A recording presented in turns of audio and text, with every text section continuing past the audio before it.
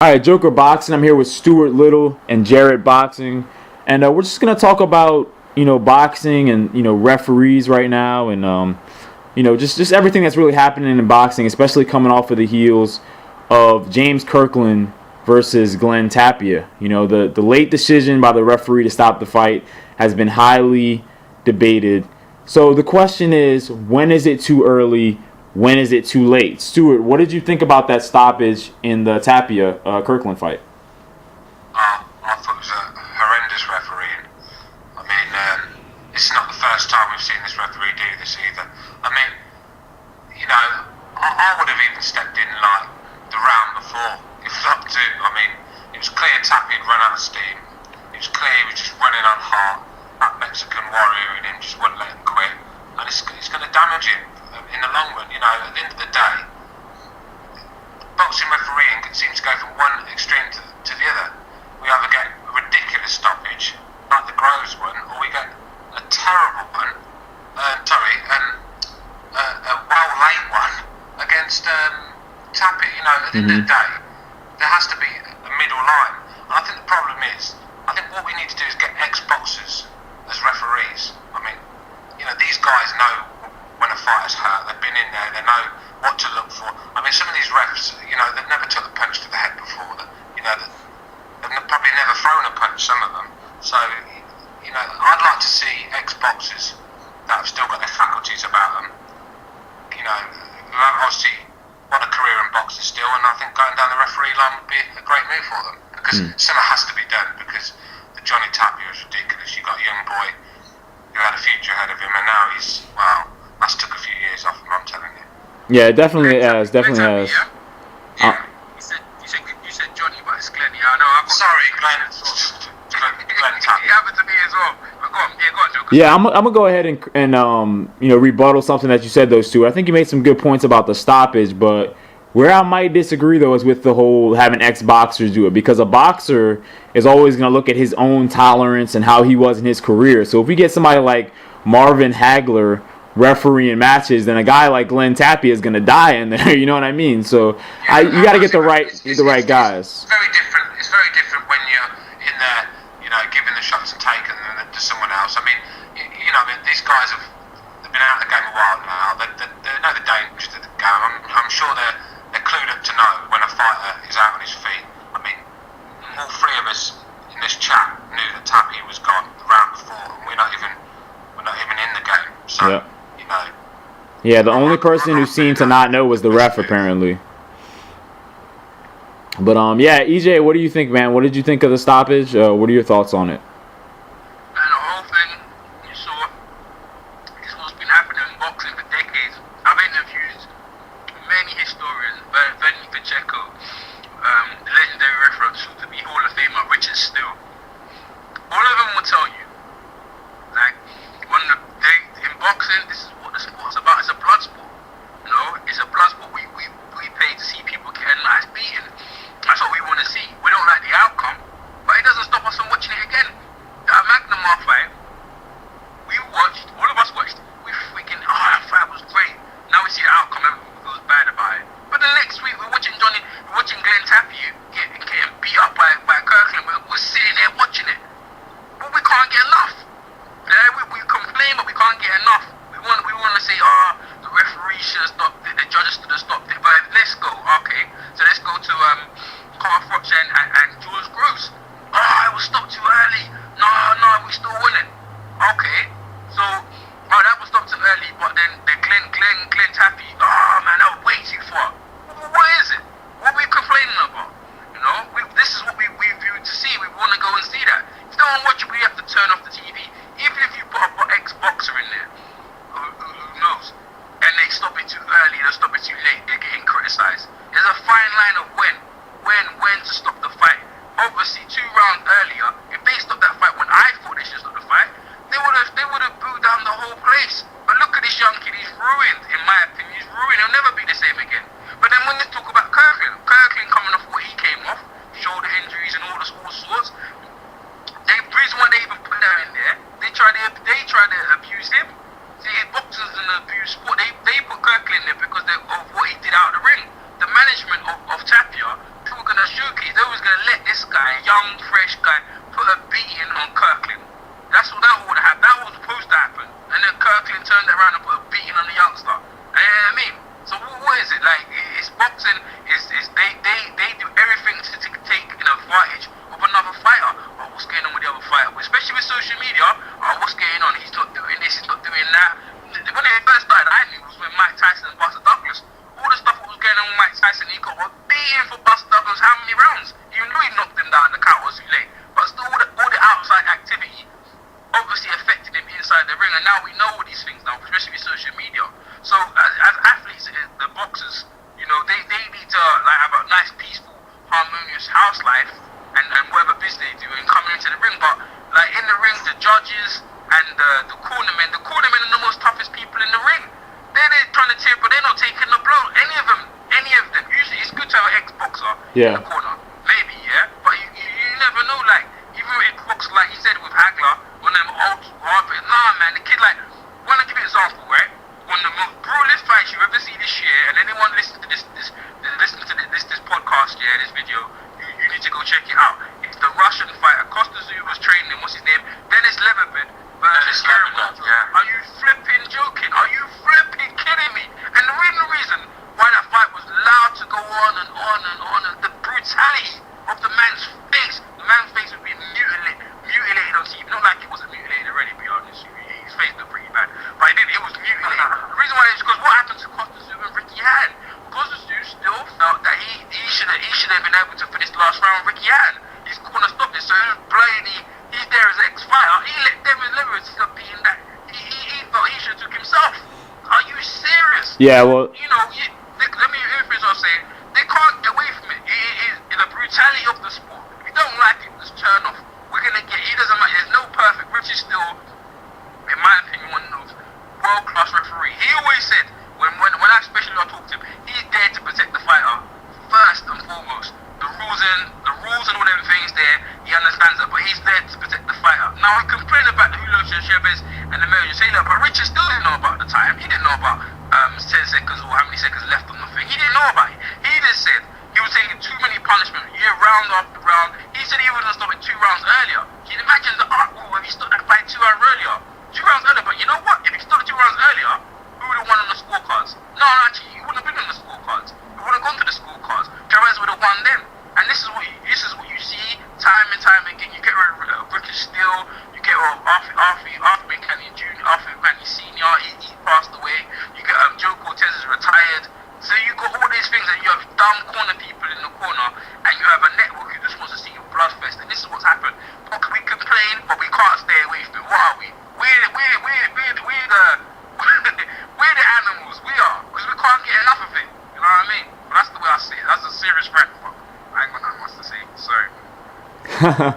Yeah, man. You know, for me, I think it's just like, this is the way I look at it.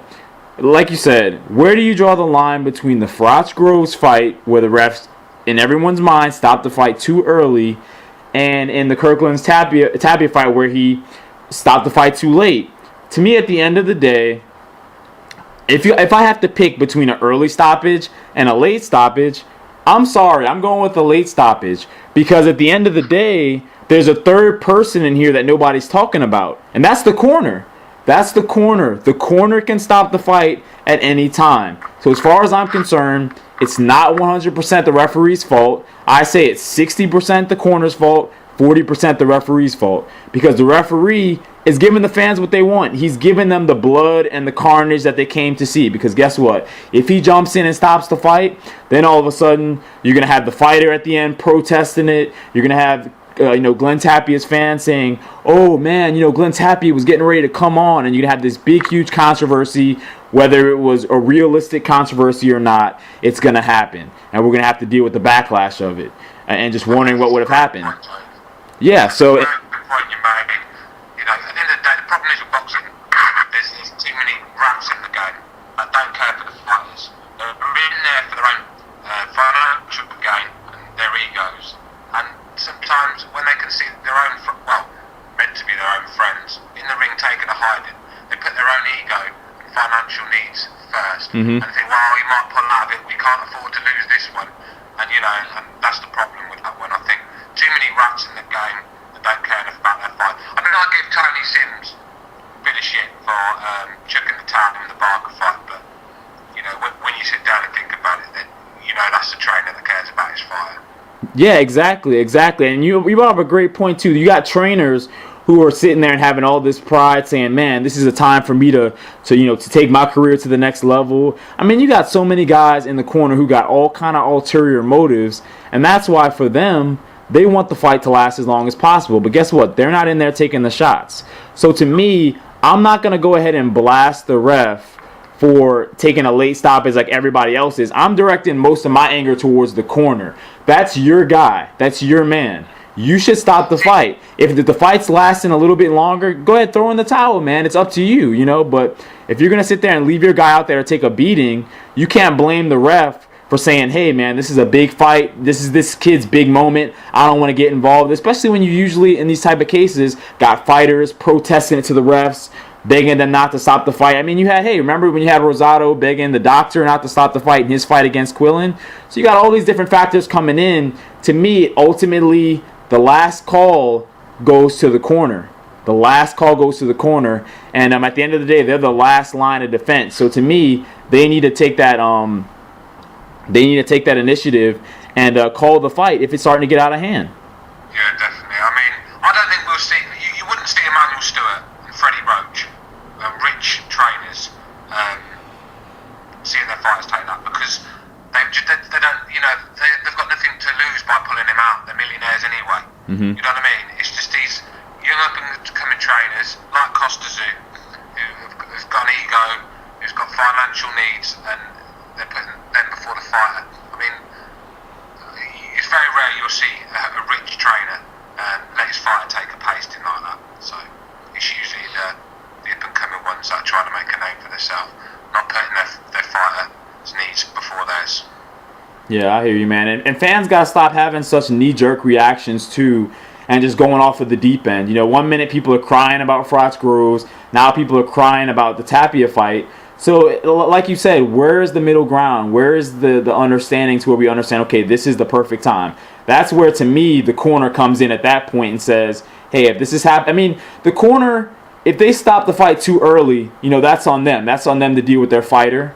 You know, but at the end of the day, if the fight, to me, like I said, if they feel like it's going on too long and they want to preserve their fighter's career, I feel like that's what the towel's for. But yeah, EJ, what do you think, man? You got any more thoughts about this? Yeah, I'm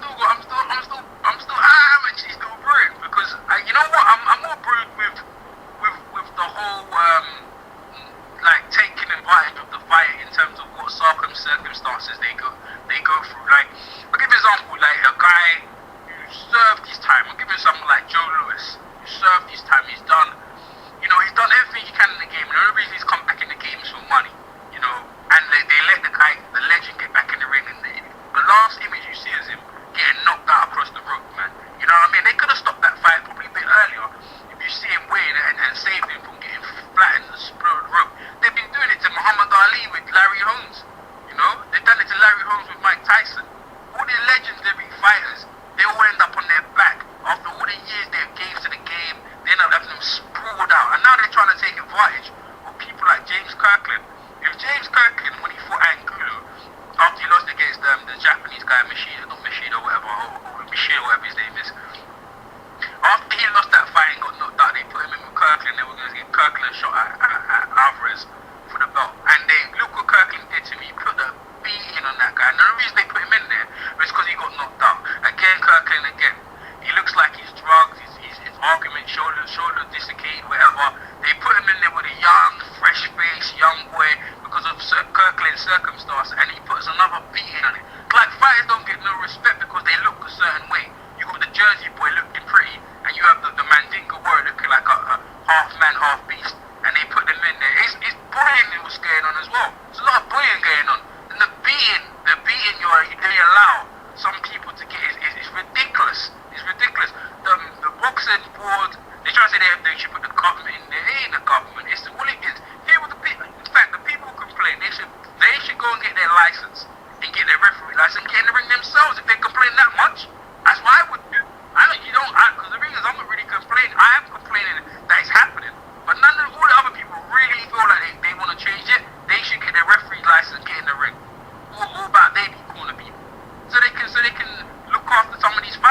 That's a But good maybe point. some of That's a these good fans don't want point. to be looked after. They want to go out like that. I remember listening to Rosado in his fight against, who was he getting against? He got against Quillen. Yeah, do you hear what he had to say?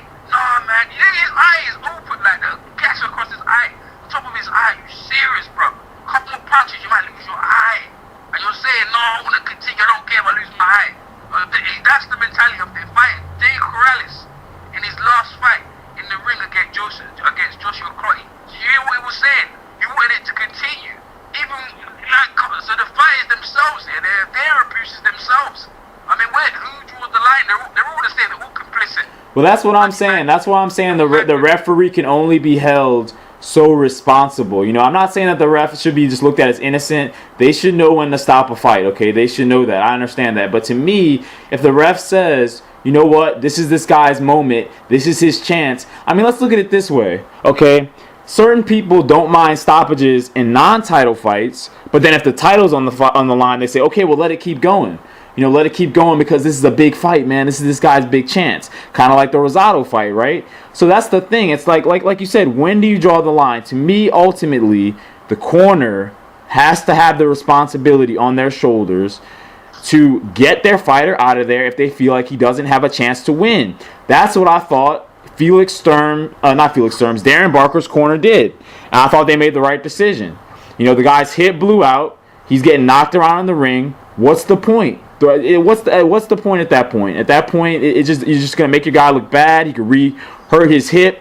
I mean, all kinds of bad stuff could happen. So at that point, that's when you see the real corners who actually truly care about their fighters. And like Stuart was talking about, not the guys who were just sitting there worrying about their own pocketbooks. Okay. So that scenario is good. But then let's talk about some of the fathers who train their father. Shane Mosley just the other day in Australia, and in Mundine. Did you hear Shane? You heard Jack Mosley when Shane was complaining about his back. Oh, you just gotta get through it. You need to suck it up. You know who stopped that fight? The referee. It was the referee who saved Shane from further. It wasn't the dad. So you've got people who care about you in the ring, and they're gonna ship you out. You know what I mean? What happened to that Welsh boy? You know what I'm talking about, Stuart, the Welsh boy who's defending his belt and ended up getting killed because his dad sent him out for the last round. You know what I'm talking about? No, I don't, mate.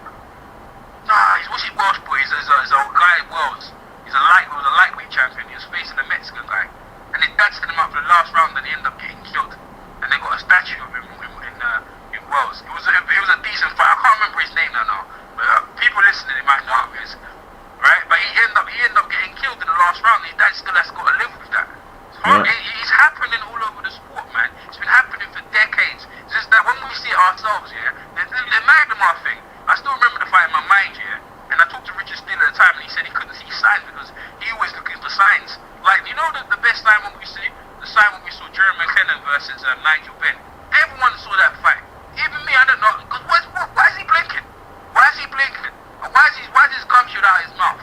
Yeah, but Errol, his trainer didn't even know how to do hand wraps. How's he going to know when to pull a fighter? This is the problem when boxers surround themselves with shit teams. But he sacked Manuel Stewart a week before, a month. Exactly. And this is the guy who didn't even know how to do hand wraps. Fair enough. But what I'm saying to you is that everyone saw that. Why would the referee see him blinking and his gums are hanging out? Like, there's signs. There's actually signs of these things. Sometimes there's no signs. But the bottom line is you're getting hit in the head. Another example, Zab Judah. Like, I'm the only one, I think I'm the only one right now who can see that Zab is suffering from some sort of brain disorder from the punches he took. He was alright before the Garcia fight, but the Garcia fight has rendered him, I don't know, his memory, something to do with his memory, because if you hear the conference call between him and Paulie, you need to listen to it, by the way, you guys listening, the conference call between him and Paulie, he wasn't all there, he was asked, one of the reporters asked Zab, what was your best fight that you was in? Zab goes, the Mickey Wood fight. And they go, why was that? He was a really tough opponent. You'd think, Zab would have said, Corey Spinks. The guy even said to him, isn't it Corey Spinks? He goes, but all of them were tight. And at that point, I was thinking, what's wrong with him? Then you see the press conference, and he came in late, and he walked right past where he was supposed to sit, and went the other way, and then came back. And you can see in the fight, it looks like he wasn't even there. These things, later on in life, they start, all the hits in the head, they start catching up with you. The boxing is a very, very dangerous sport, man. You're only a short time in your life doing boxing, but how long can people live? People these days live until they're 99. It's a very dangerous sport, and you're right. The corner man and the referee are complicit, but boy, you just want to try and get your money, like what Floyd do. Stay safe, get mixed money as much as possible, get the hell out of Dodge. Because I'll tell you what, mate, what we're seeing right now is especially recent now, we're seeing some severity, some real severe situations. And like the short space, Shane Mosley, the Magnamar, and the Glenn Tappy, serious stuff happening. Yeah, I mean, you got trainers like Robert Garcia, who, I mean, he's a tremendous trainer, but this guy's literally known for not throwing the towel in. So, I mean, to me, the way I look at it, there's got to be some sort of a balance. You're not going to get a perfect corner. You're not going to get a perfect ref. Both guys have to be balanced enough to where at least if you get a referee who's the type of referee who's going to let you go out on your shields like all fighters want. If you ask the fighters before the fight, hey, man, do you want me to stop the fight early if you get hurt? Or do you want to go out on your shield? They're going to say go out on their shield. I mean, people, it's brutal. It's brutal. But these guys understand what they're signing up when they do this, man. This is boxing, man. This isn't ballet. These guys know what they're getting into. So, of course, we want these guys to leave with all their senses. But that's just one of the things that you sign up for when you get inside of a boxing ring. So, to me, like I said, I would like to see a corner that isn't, so much focused on all of the materialistic things that they have to gain and all the things that they have at stake. And I like to see them actually worried about the fighter.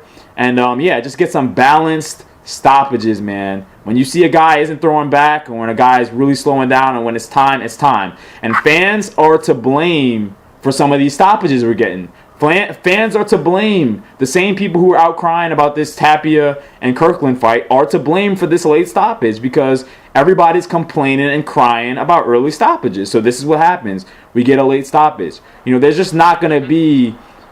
There's never going to be anything perfect in the sport of boxing, man. That's just my opinion. I mean, we could go down a list of all the terrible things we got going on in boxing right now, but that's another video. But you guys go ahead, man. What's y'all's final thoughts on this, man? Let's wrap this up. Yeah, man. Like I remember this. This is a referee called Jack Reese. I don't know if you know him. He was the referee for the Andre Ward versus the Rodriguez. Is it thingy Delvin Rodriguez? What's his name? Not Delvin Rodriguez. Who's that guy Andre Ward for? Edwin Rodriguez. Edwin Rodriguez. Okay, all right. So that referee, I think his name is Jack Reese. That referee, yeah, he was refereeing a fight in 2000 with this guy, Edgar Tutu Arana, whatever his name is, and it gets called this guy called what's his name, Thingy Reese. But anyway, yeah, right. The fight, the Edgar Tutu was only about 5'3". He was getting pasted. He was getting a beating, right? All this guy comes through watching this, right? He's going up to the guy. The guy was Mexican, yeah. It was a rivalry fight. The other guy was from Colombia, and he kept on asking him. He was getting a beating. He kept on asking him. He goes, do you want more? Do you want more? Little guy, yeah. Beating. He was getting a smashing. He kept on asking him, yeah. Referee was going, why need on the fight? He goes, you want more? More? Yeah. Beating. Listen, the beating I was screaming at TV until finally, and the Conerman with Eric Morales' dad and brother. Finally, yeah, the referee stopped the fight. It was sick, man. It was sick. The little guy got pasted, and the referee was asking him, do you want more? So the referee, they're all on it. You're right, man. Like, we're all to blame as well, man. We're all to blame as well. That's my last thoughts on it. Go ahead, Stuart. There's not really much more to say, is there, really? I think everything's been said. So, I'll leave it there. Yeah, man, good stuff, man. Well, this is definitely something that's going to be debated for a long time. Referees, stoppages. I feel like 2014, we're probably going to be seeing more of the same stuff. We're going to get early stoppages. We're going to get late stoppages. But all I'm saying is fans need to be consistent. If you're somebody who doesn't like early stoppages, then don't cry when your favorite fighter, when your guy is getting his brains bashed out. Don't cry about it. Just be okay with it because you got to be consistent at the end of the day. Okay, so it just is what it is, man. But hopefully we get some better corners and some better refereeing. That's our thoughts on it. You guys go ahead and comment below, chime in on this debate. Let us know what you think. Peace.